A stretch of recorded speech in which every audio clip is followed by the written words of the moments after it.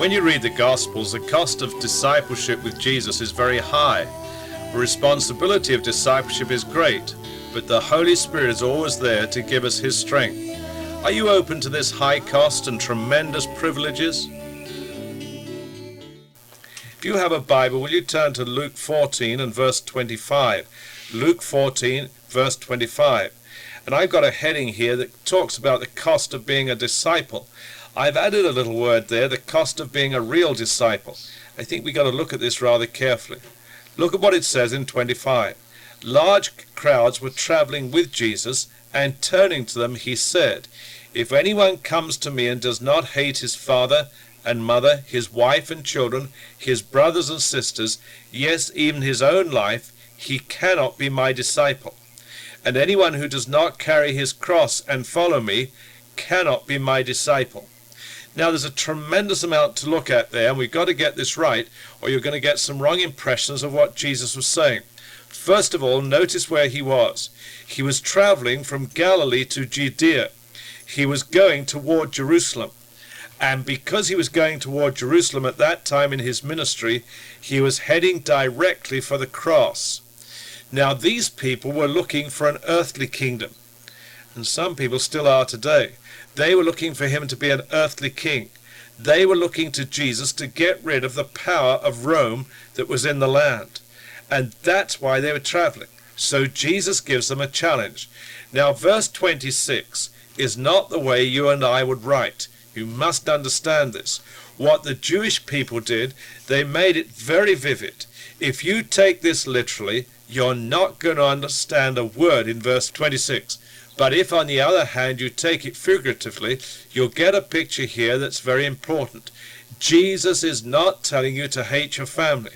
Jesus is not telling you to hate yourself if you want to be a disciple of his. On the other hand, he's saying that your love and loyalty to him must be so special and so different that it would seem that it is so great that as against that, your love for the rest of the family is like hatred. It's the sort of pictorial way in which Jewish people wrote, and you and I simply don't do that. We wouldn't put it in those terms, and if we did, people would misunderstand us. So people read a verse like that and they get it absolutely wrong. Remember what Jesus says elsewhere, that you're to love your neighbor as yourself. So he's not saying hate yourself. He's not saying hate relatives. He's saying that loyalty, that incredible love for Jesus, must be so great that it would appear as hatred, even to a husband or wife. Now what about 27? Because this one's misunderstood too. And anyone who does not carry his cross and follow me cannot be my disciple. Now here, first of all, don't run away with this, that it means, oh my, if I'm going to be a disciple of Jesus, I just got to carry my cross, my burden for the rest of my life. That's not biblically true. When Jesus died on the cross, he took that cross and he carried your burdens for you, and he sacrificed himself instead of you. So you don't have to carry a cross of burdens. You don't have to carry a cross of sickness. And I've listened to some saints, and they're really talking in these terms. Well, this is the cross I have to carry. No, I think they've usually got it wrong. What he is saying to us here, this loyalty to Jesus, this love for Jesus, could be so costly that it's a sacrifice, even like the sacrifice of dying on the cross. It may mean sacrificing the dearest things in your life to Jesus Christ.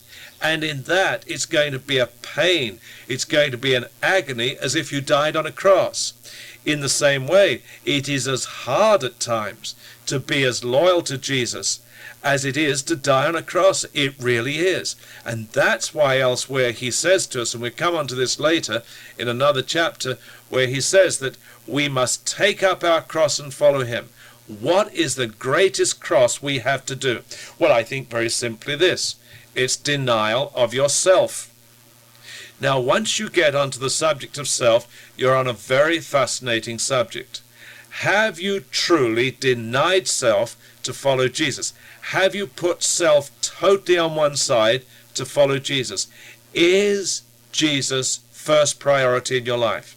And is it true that if the demand came, you would even be willing to die for Jesus? You would lay down your life for Jesus. Is that where you are? This is what he's saying in 27. And anyone who does not carry his cross and follow me cannot be my disciple. There is a tremendous cost in following Jesus.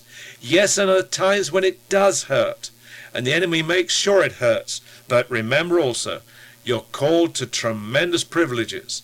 And when you have those privileges, you have a high cost with high responsibilities.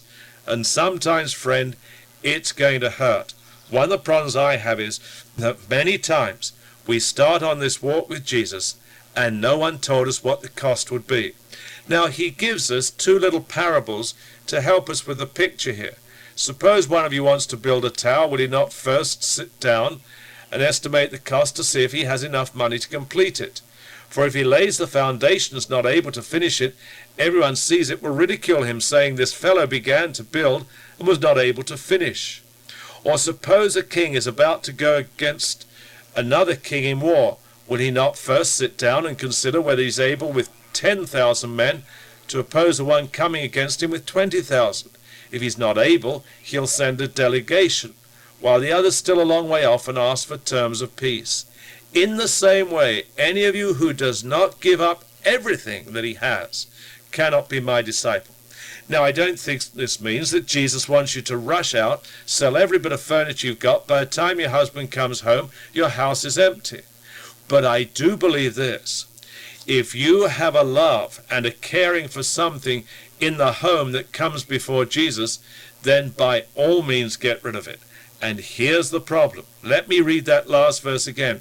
In the same way, any of you who does not give up anything, everything, he cannot be my disciple. Now, does this apply to you?